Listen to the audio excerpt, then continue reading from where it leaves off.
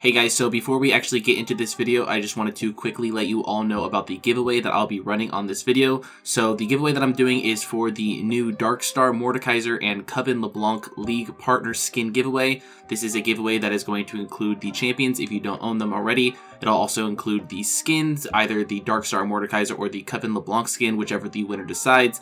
And it's also going to include the exclusive green chroma. And this is a chroma that you cannot actually buy in the League store yet. This is something that is very exclusive, and these codes are the only way that you can actually unlock these chromas. All you have to do for a chance to win one of these codes is make sure that you leave a like on the video, subscribe to the channel if you have not done so already, and drop a comment down below letting me know what region you're in. I'll also be giving away more of these codes on my Twitter and my Twitch, so feel free to follow me on those platforms using the links down in the description to increase your odds of winning one of these codes. Thanks guys, and best of luck in the giveaway. I've said it once and I'll say it again. Support is not nearly as easy of a role as people in the League of Legends community make it out to be. Support players are responsible for warding, roaming, peeling, engaging, shot calling, and many more things. If you take all of this into account, you could easily see why support as a whole can be a very difficult role to play as, and an even more difficult role to climb as and carry as. What's going on, Nasteey Nation? It's Nasteey, and in today's video I'll be going over how you can carry your games and climb up the ranks while playing support. If you do go on to enjoy this video or find it helpful, then be sure to leave a like on the video and subscribe to the channel if you have not done so already. That should just about do it for this little introduction, so without further ado, let's get into the video.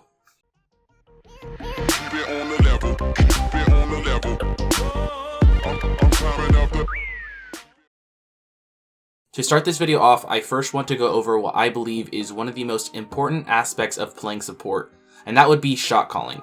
Shot calling, for those of you who may not be entirely familiar with the concept, consists of taking somewhat of a leadership role for your team and using your voice to communicate and direct your team throughout the game.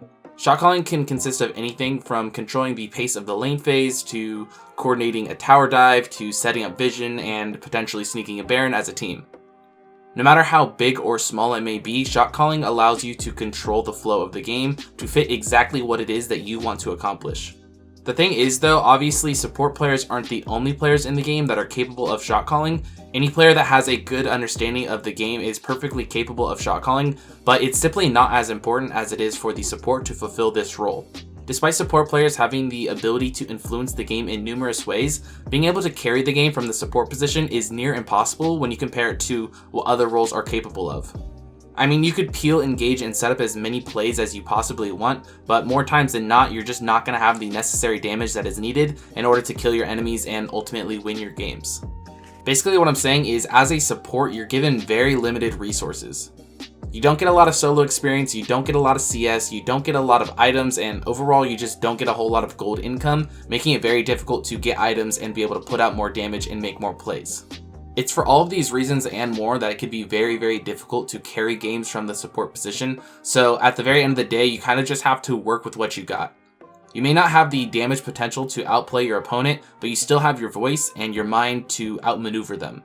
You may be the type of player who more times than not just likes to play the game on autopilot and not really interact with your team all that much, but if you truly care about your rank and you want to succeed, then you're going to have to step up into that leadership role and start shot calling your team to victory. So shot calling, whether it's something that you've personally done in the past or not, is definitely something that I'm sure you've probably at least heard of before you ever even clicked on this video. But for this next piece of advice, I'd like to go over a concept that many of you guys may have never heard of before or even thought of before. So every support player out there knows what it's like to win lane and get your ADC fed, and then just kind of play around them for the entire game. But I often get this question from support players asking what they should be doing when they lose lane and their ADC is feeding or just really far behind. And the advice that I always give to these people, as well as my advice that I'm going to be giving to all of you, is to learn how to properly identify and play around your carry. Now, you may not have known this, but just because ADC has the word carry in its name, and it's the role that you're forced to spend the majority of your time with, that does not by any means mean that you have to only play around that one player the entire game. Every single role in the game, excluding support in most scenarios, is capable of carrying the game, and it's up to you as the support player to identify that carry, peel for that carry, set up vision for that carry, and basically just put that one player in a position to carry. Your goal throughout the entire game is basically just to keep them alive at all cost. Now that just goes to show that just because your ADC is behind in a game, that does not mean that you're out of the game, and it certainly doesn't mean that you don't have a teammate that you can still play around. If you find yourself in a situation like this, all you have to do is just hang in there until the mid game and take a look at your teammates. Try to figure out who's ahead, who's behind, who's strong, and who still needs to scale. Basically just adjust your playstyle from there. You may not have the tools as a support to carry the game yourself, but if you can just take a look at your teammates and identify who your carry is on your team, play around them, then you're definitely doing the next best thing.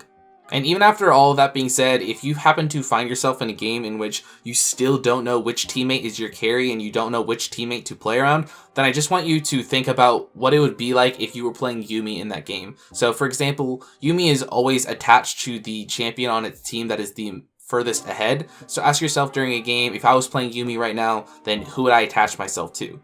The answer to that question is going to make it a lot easier to identify and play around the correct carry on your team. Now to move on and kind of contradict myself a little bit here, up next I want to talk about which champions you should be playing that'll give you the best chance to climb and carry in your games. Now although I literally just finished talking about playing around your teammates, the key when picking a support champion is to pick something that doesn't have to rely on getting carried by a teammate. Now again, although it may sound like I'm contradicting myself, the key word here is rely. Practically every single support champion in the game is capable of playing around a teammate, but there's going to be a small pool of champions that rather than playing around a champion or playing around a teammate, they're forced to rely on that teammate to carry. Those are the types of champions that you want to avoid. Just to go back to my previous example I was talking about with Yuumi, Yuumi's the type of champion that you probably want to avoid playing in solo queue. Yuumi is the perfect example of a support champion that is forced to rely around a teammate in order to win a game. More times than not as Yuumi, you're just going to find yourself attaching to someone, healing them up, maybe slowing enemies around them, and if your teammate dies, then you die, and if your teammate doesn't die, then you don't die as well. That's not the playstyle that we want to have when we're trying to carry and win our games from the support role. Instead, I would heavily recommend that you try playing support champions that have playmaking potential. I remember about 4 years ago when I first started getting serious into League of Legends, I was watching a challenger support player and I asked them what their piece of advice was for climbing, and all they told me was all you have to do is hit your abilities. And as simple as that may sound, it's actually really that simple. If you play a champion that has CC, playmaking potential, and you're able to land your abilities, make plays for your team, CC, and overall just have this large impact on the game, then you will in fact be able to carry and climb in your games. However, if you're playing champions that simply don't have these game-changing abilities, again like Yuumi, then if you are landing your abilities, it's not going to actually make that big of a difference. Now, there's going to be a lot of other people out there in the League of Legends community that will disagree with me, but this is just my philosophy and this is what's worked best for me. I've always put high priority on champions like Zac support, Leona support, Blitzcrank, Thresh, Rakan. Even though some of those champions I may not play as much as others, those are the type of champions that I aim to play and practice because all these champions have CC, game-changing abilities that if I'm able to land correctly on the enemy team, it's going to allow me to carry the games. Now I know this piece of advice was kind of all over the place, but just to summarize, try to prioritize champions that can make plays around your teammates, not champions that rely on your teammates making plays around you. If you want to climb from the support role, you can't just take a back seat and hope to get carried. You have to take the game into your own hands and try to be the playmaker. Now the final piece of advice that I'll go over when it comes to carrying your games and climbing up the ranks as support is going to be to roam around the map as efficiently as possible. Again, this kind of goes hand in hand with what I was saying earlier when it comes to playing around your ADC. Even though the ADC is the champion that you're spending the majority of your time with, does not mean that you're only allowed to play around your ADC. Make sure that you're always taking the opportunities when you see them to roam around the map and try to have an impact on other roles and other lanes. I already have an entire video out on my channel dedicated to roaming and how to properly roam, so I won't spend too much time on this subject because if you want to learn more, I would just suggest you go watch that video. But just the main points from that video that I will reiterate right now is to make sure that you're looking for the correct times to roam. This includes any time that you find yourself in the fountain, any time that your ADC is dead, and any time your ADC has a safe and secure freeze in the lane. This will give you opportunities to roam mid or even top in some situations, or maybe go get some deep vision in the jungle, or potentially meet up with your jungler, get a dragon, get a Rift Herald, or maybe gank a lane together. Again, I won't go too in depth on this subject because I do have an entire video out on it, but roaming is going to be a huge key when it comes to having an impact in your games and carrying the game from the support role. Well, alright then, ladies and gentlemen, that should just about wrap up this video. Again, if you guys did go on to enjoy this video or find it helpful, then be sure to leave a like on the video and subscribe to the channel if you have not done so already. Thank you guys so much for watching to the end of this one. I really appreciate it. I will see you guys in the next one. Peace.